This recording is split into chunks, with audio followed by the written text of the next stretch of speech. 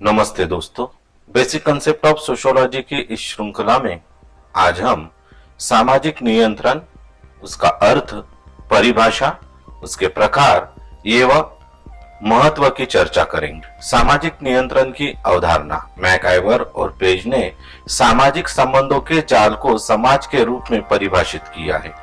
बिना समाज के किसी भी मनुष्य के अस्तित्व की कल्पना नहीं की जा सकती है। मानव समूहों में रहकर एक दूसरे से अंतरक्रिया करके सामाजिकरण करता है तथा उस समाज में रहने योग्य बनता है। जैसे कि सभी जानते हैं कि बिना नियंत्रण के किसी भी व्यवस्था को व्यवस्थित रूप से सुचारू नहीं चलाया जा सकता। अंततः समाज को व्यवस्थित रखने के लिए सामाजिक नियंत्रण एक मुख्य अभिकरण के रूप में प्रयोग होता है। प्राचीन काल से परंपरागत समाज छोटे एवं सरल होते हैं तथा समाज को व्यवस्थित रखना भी सरल था, जिसमें प्रमुख रूप से धर्म, रीति रिवाज, परंपराएं एवं नैतिक विचार के माध्यम से ही समाज को व्यवस्थित रखा जाता था। परंतु धीरे धीरे समाज जब सरल से जटिल होता गया और अनेक प्रकार के नियंत्रण के साधनों में भी वृद्धि हो गई। नियंत्रण के अभाव में एक व्यवस्था एवं नियंत्रण समाज की कल्पना नहीं की जा सकती। समाज को व्यवस्थित, संगठित एवं नियंत्रित रखने के लिए समाज में कुछ नियमों को लागू करना होगा जो समाज के प्रत्येक व्यक्ति, उनकी अभिरुचियां, व्यवहार आदि पर नियंत्रण रख सके। इस प्रकार के नियमों को जो मानव व्यवहार पर नियंत्रण रखकर समाज को संगठित एवं व्यवस्थित रखने में अपना सहयोग देता है, सामाजिक नियंत्रण कहलाता है।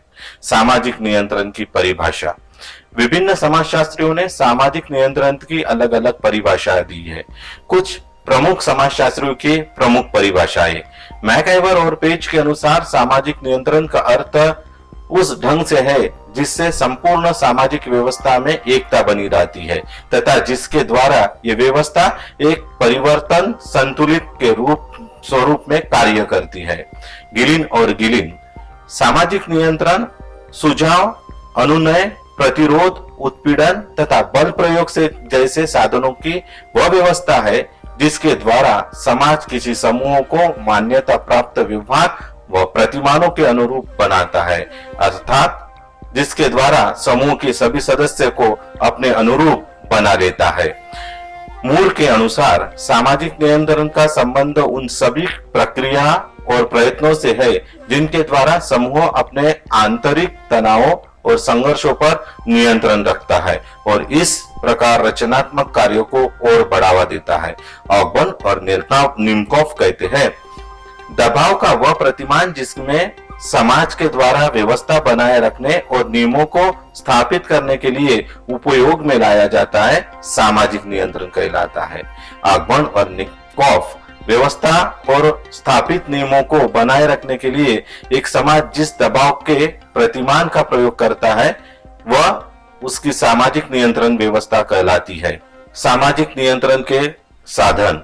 सर्वविदित है कि समाज को संगठित रखने में सामाजिक नियंत्रण की मुख्य भूमिका होती है। समाज में कई ऐसे नियम या अभिसरण है जो समाज में सामाजिक नियंत्रण को बनाए रखते हैं। ये ऐसे साधन है जो व्यक्ति के व्यवहार को नियंत्रित करके समूह के मूल्य, नियमों एवं रीति रिवाजों का पालन करने के लिए बाध्य करते हैं। समाजशास्त्रियों ने सामाजिक नियंत्रण के अलग अलग साधन बताए हैं।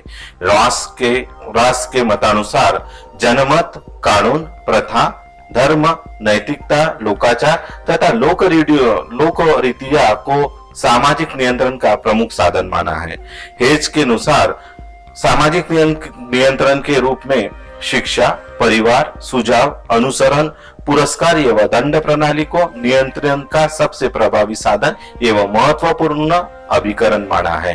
लुम्बे के अनुसार सामाजिक नियंत्रण के साधन को दो वर्ग, बल और आधारित तथा प्रतीकों पर आधारित में विभक्त किया है, जिसमें शारीरिक बल तथा पुरस्कार, प्रशंसा, शिक्षा, उपहास, आलोचना, धमकी, आदेश तथा दंड सम्मिलित है।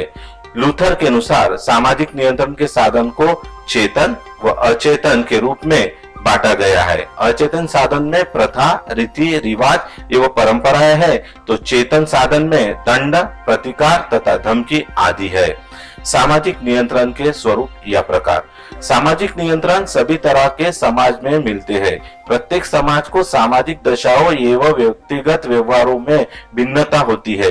इन भिन्नताओं के आधार पर सामाजिक नियंत्रण के स्वरूप में भी भिन्नता देखने को मिलती है। सामाजिक नियंत्रण के प्रमुख स्वरूप इस प्रकार से है।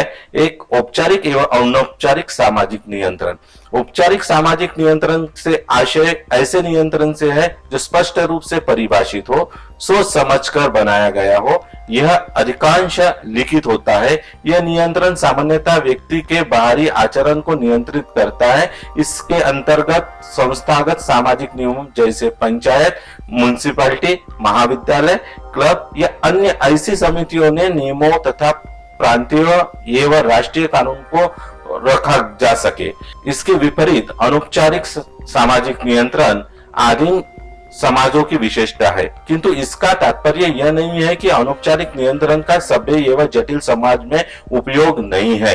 जटिल समाज में भी सामाजिक नियंत्रण प्रधान रूप से नियंत्रण के अनौपचारिक साधनों के माध्यम से ही होता है, किंतु ऐसे समाजों में नियंत्रण कायदा करने के लिए ये साधन पर्याप्त नहीं है।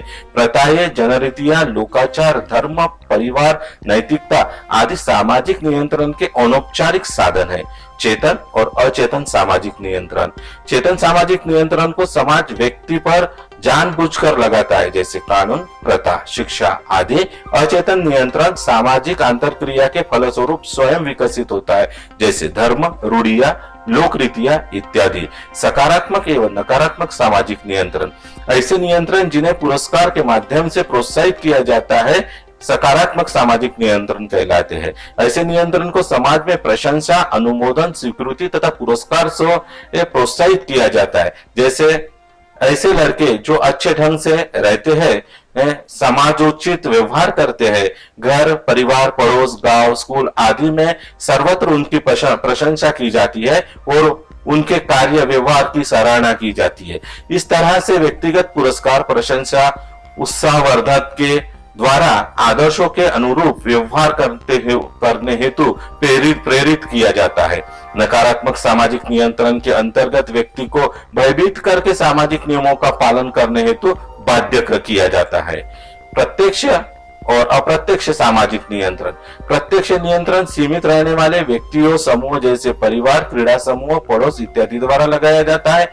अप्रत्यक्ष नियंत्रण विभिन्न संस्थाओं और समूहों द्वारा लगाया जाता है। आग्रही एवं प्रतिरोध सामाजिक नियंत्रण। आग्रही और प्रतिरोध नियंत्रण के रूप में सामाजिक नियंत्रण का वर्गीकरण सकारात्मक और नकारात्मक वर्गीकरण से काफी मिलता जुलता है।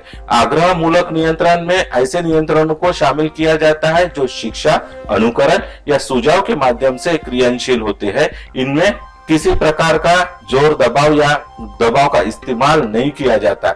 ऐसे नियंत्रण को प्रभावशील होने में अनुकूल परिस्थितियां जैसे समाज में के सदस्य का शिक्षित, ईमानदार व कर्तव्य परायण होना बहुत अधिक सहाय्य होता है। इसके विपरीत प्रतिरोध सामाजिक नियंत्रण वह है जो किसी जोर, दबाव के माध्यम से क्रियाशील होता है, जैसे पुलिस, जेल, दंड, विधान के द्वारा क्रियाशील नियंत्रण होता है। संगठित, असंगठित और सहज सामाजिक नियंत्रण। संगठित नियंत्रण नियमबद्ध तथा सुपरिभाषित होता है, जैसे स्कूल, विवाह, परिवार इत्यादि द्वारा लगाया गया नियंत्रण। असंगठित नियंत्रण के अंतर्गत संस्कार, परंपराएं, रूढ़ियां और सामाजिक मानदंड इत्यादि आते हैं। सहज सामाजिक नियंत्रण का आधार व्यक्ति का अनुभव व आवश्यकता है जो व्यक्ति की किसी विशेष कार्य करने की प्रेरणा देती है।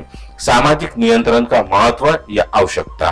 व्यक्ति एवं समूह के व्यवहारों को नियंत्रित करने के लिए सभी समाजों में आदिम से लेकर आधुनिक तक में सामाजिक नियंत्रण की आवश्यकता किसी न किसी रूप में महसूस की गई है। प्लेटो, अरस्तु, मनु, कौटिल्य जैसे प्राचीन दार्शनिक से लेकर वर्तमान सामाजिक विचारों तक प्राय सभी ने समाज के अस्तित्व के लिए समाज में किसी न किसी मात्रा में संगठन व्यवस्था बनाए रखने को आवश्यक कहा है। वास्तव में सामाजिक कार्यों के रुचकर से संचालन तथा समाज में एकता व संगठन को बनाए रखने की दृष्टि से समाज में किसी न किसी प्रकार के नियंत्रण की आवश्यकता पड़ती है। समाज में सामाजिक नियंत्रण की आवश्यकता आवश्यकता एवं महत्व इस प्रकार है। सामाजिक स्वीकृति। समाज में अनेक प्रथाएं, परंपराएं, रीति रिवाज होते हैं जिनका पालन करना प्रत्येक व्यक्ति के लिए जरूरी है। समाज में इन सभी का पालन करने का कार्य सामाजिक नियंत्रण के साधनों का है। इस प्रकार सामाजिक नियंत्रण के साधनों से ही व्यक्ति को समाज के रीति रिवाज को स्वीकार करने पर विवश किया जाता है। सहयोग। समाज के अस्तित्व और निरंतर को बनाए रखने हेतु जरूरी है कि उसमें सदस्यों की परस्पर सहयोगिता हो। नियंत्रण द्वारा व्यक्ति को पारस्परिक सहयोग से अपने लक्ष्यों की पूर्ति करने पर जोर दिया जाता है। सहयोग के बिना समाज में संघर्ष, अनियंत्रित जीवन तथा सामाजिक विघटन पैदा होता है। परंपराओं की रक्षा। प्रत्येक समाज की कुछ परंपराएं होती है। ये परंपराएं समाज के लिए उपयोगी होती है। सामाजिक नियंत्रण ही ऐसी विधि है जिससे इन परंपराओं को उपयोगी बना सकती है। संस्कृति की रक्षा।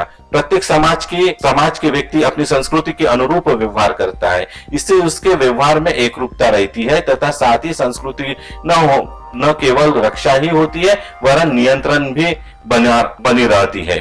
व्यक्ति के व्यवहार पर नियंत्रण। सामाजिक नियंत्रण के साधनों से व्यक्ति का व्यवहार समाज के अनुकूल बनाया जा सकता है। नियंत्रण के बिना मानव न होकर पशु के समान हो जाता है। सामाजिक नियंत्रण से व्यक्ति के स्वच्छंद व्यवहार एवं मनमानी करने पर रोक लग जाती है। समूहों में एकता। सामाजिक नियंत्रण समूह के सदस्यों को एक सा व्यवहार करने हेतु प्रेरित तथा विवश करता है। समान नियमों के अंतर्गत रहकर कार्य करने से समान दृष्टिकोण का विकास होता है और समाज में एकरूपता पैदा होती है। दोस्तों, अगर आपको मेरा ये वीडियो अच्छा लगता है तो इसे लाइक करें और मेरे चैनल को सब्सक्राइब करें। आगे भी समाज शास्त्र के ऐसे वीडियो मैं आपके सामने लेके आऊंगा। बस मेरे चैनल को आप लाइक करते रहिए। धन्यवाद।